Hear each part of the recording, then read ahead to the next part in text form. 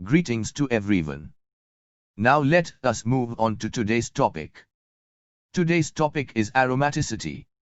Aromaticity is a word that we come to know when we study organic chemistry. The best and commonly known example of an aromatic compound is benzene.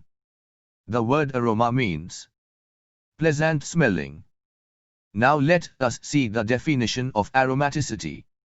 A molecule is said to be aromatic when a molecule is cyclic, planar, ring of resonance bonds, which makes the molecule more stable than any other forms of the molecule. As we have seen the definition of aromaticity, let us learn the rules for aromaticity. It is the same thing which is explained as definition. For a molecule to be aromatic, it should obey these rules. Rule number 1. It should be coplanar, that is, they should lie in the same plane. Let us consider the planes x, y, and z.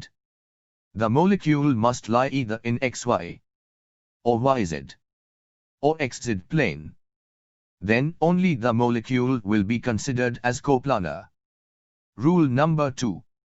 Every atom of the molecule must be Sp2 hybridized. Each and every atom of the molecule must be Sp2 hybridized in nature. Rule number 3. The third rule is very notable, which is named after the scientist who discovered this rule. Huckles' rule. 4n plus 2 is equal to pi is Huckles' rule.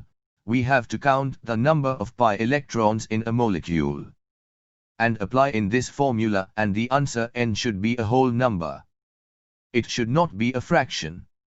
Now for example, we can take the molecule benzene. There are 6 pi electrons in benzene. Applying the formula, we get 4n plus 2 is equal to 6. Moving number 2 to the right hand side, we get 4n is equal to 4. N is equal to 1.